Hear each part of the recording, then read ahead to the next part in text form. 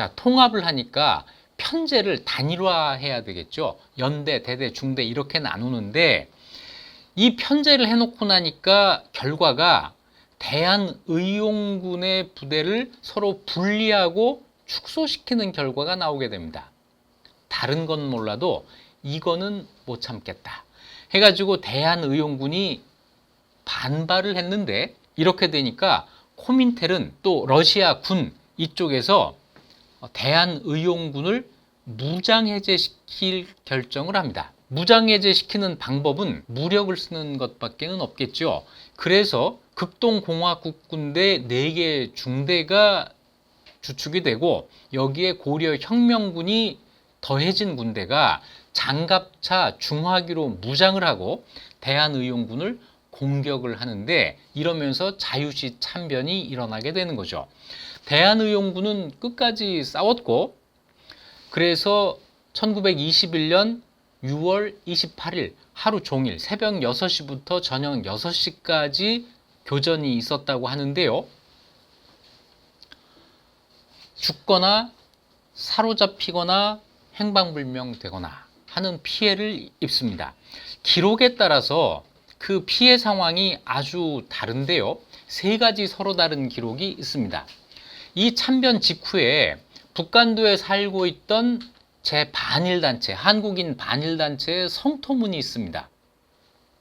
이 성토문에 의하면 적탄에 맞아 사망한 사람이 72명, 익사한 사람이 37명, 기병에게 쫓겨 산중에서 사망한 사람이 200명, 행방불명된 사람 250명, 포로가 된 사람이 917명 이렇게 기록이 되어 있습니다. 이것은 피해자 쪽의 기록이라고 할 수 있죠. 가해자 쪽의 기록은 이것과 아주 다릅니다. 가해자 쪽, 고려 혁명군 쪽의 공식 발표에 따르면 사망 37명, 부상 4명, 도망 50명, 포로 900여 명 이렇게 되어 있습니다. 아주 다른데 좀 사실에 가까운 그런 자료는 없을까? 아마 이것이 아닐까 하는데요. 독립신문에 대한민국 임시정부의 독립신문 1922년 6월 3일자에 흑하사변의 진상이라고 하는 제목으로 난 기사가 있습니다. 이 기사에 따르면 전체 1,400명 가운데 포로가 900명, 전투 중 사살된 사람이 40명, 그리고 나머지는 행방불명 이렇게 기록이 되어 있습니다. 이 행방불명된 사람들이 모두 죽었다고 볼 수는 없을 것이고 또 이 사람들이 다 살아서 다른 곳으로 갔다고 보기도 어려울 것입니다. 진실은 이 사이 어딘가에 있겠죠. 하지만 사망한 사람이 반일단체의 성토문에서처럼 수백 명이라고 하는 것은 좀 과장된 것이 아닐까 하는 생각은 하게 됩니다. 이것이 자유시 참변입니다. 기본적으로 자유시 참변은 소규모의 독립군 부대를 하나로 통합하려는 과정에서 일어난 사건입니다. 여기에 주도권 다툼 이것이 중요하게 작용했고 그 뿌리에 있는 1910년대 말부터 상해와 이르쿠츠크에서 각각 성장해온 2개의 공산주의자들의 해묵은 갈등이 밑바탕에 또 깔려 있는 것이죠. 이 자유시 참변 과정에서 홍범도의 역할이 새롭게 설명된 대목이 있어서 소개를 해보겠습니다. 2군데에 나오는데요. 임경석 선생의 그 책에 2개가 더 나오는데요. 하나는 1921년 5월 달에 대한의용군은 마자노프에 있고 고려혁명군은 자유시에 있으면서 서로 대치하고 있을 때의 일입니다. 이렇게 되어 있습니다. 독립군 군대 지도자 홍범도와 총군부 군대 지도자 최진동은 대한의용군과 고려혁명군 간의 무장 충돌을 우려했다. 2 사람은 군정의회와 평화적인 통일책을 협의하기 위해 자유시로 찾아갔다. 1921년 5월 6일이었다. 양측은 고려 군정의회의 조직 경위와 장래 방침을 군인 대중에게 설명한 것이 중요하다는데 합의했다. 다시 얘기해서 홍범도, 최진동 이 두 사람은 대한의용군 측에 있으면서 고려 혁명군이 주도하는 통합에 찬성을 한 거예요. 그 이유는 두 군대 간의 무장 충돌을 우려했기 때문에 라는 것이죠. 그런데 홍범도, 최진동의 이 제안은 고려 혁명군 쪽에서보다 오히려 이 두 사람이 몸담고 있었던 대한의용군 쪽에서 거부당합니다. 대한의용군 사령부는 이 조치를 분열책으로 간주했다. 첨예하게 대립하고 있는 상황에서는 협상을 하자고 하는 쪽이 이런 공격을 받을 수 있죠. 오히려 분열책이다. 우리 내부를 분열시키는 것이다 라고 해서 거부를 했다는 겁니다.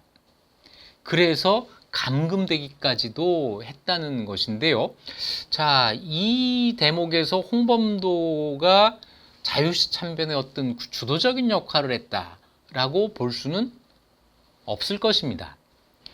또 한 가지는 1921년 6월 달에 군정의회가 대한의용군을 통합하려고 했을 때 이때 일입니다. 그중 대한의용군 내에서 균열이 일어났다. 북간도 독립군 지도자들이 평화로운 문제 해결을 주장하고 나섰기 때문이다. 이 북간도 독립군 지도자가 바로 홍범도를 가리키는 겁니다. 북간도 군대 가운데 두 개 부대가 대한의용군 사령부의 지휘를 거부하고 나섰다. 자, 이때 대한의용군 사령부는 이 고려 혁명군과의 통합에 반대하고 있었던 이 사람들이죠. 자, 그 지위를 거부한 겁니다. 홍범도가 이끄는 독립군 부대와 안무가 지휘하는 국민회 군대였다. 두 부대는 주둔지 마자노프를 벗어나 군정위의 주둔지인 자유시로 넘어갔다. 이때도 홍범도는 대한의용군을 분열시킨다고 하는 것보다는 전체 독립군을 통합시켜야 한다고 하는 생각이 앞섰던 것으로 보입니다.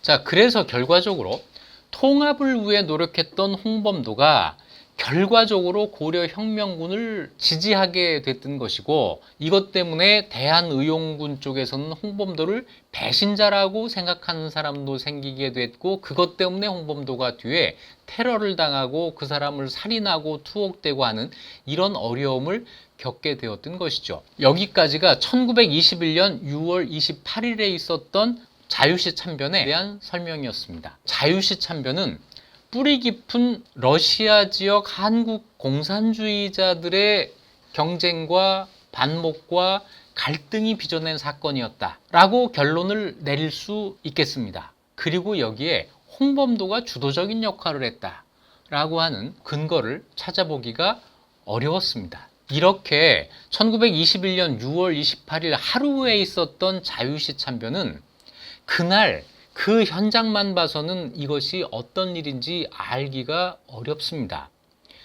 훨씬 더 넓은, 훨씬 더 큰 그림 속에서, 그리고 더 긴 시간 속에서 이날 여기서 이 사건이 왜 일어났는지 하는 것을 이해할 필요가 있습니다. 그래야 그 자리에 있던 사람들의 한 사람 한 사람의 행동에 대해서 올바른 평가를 내릴 수 있을 것입니다.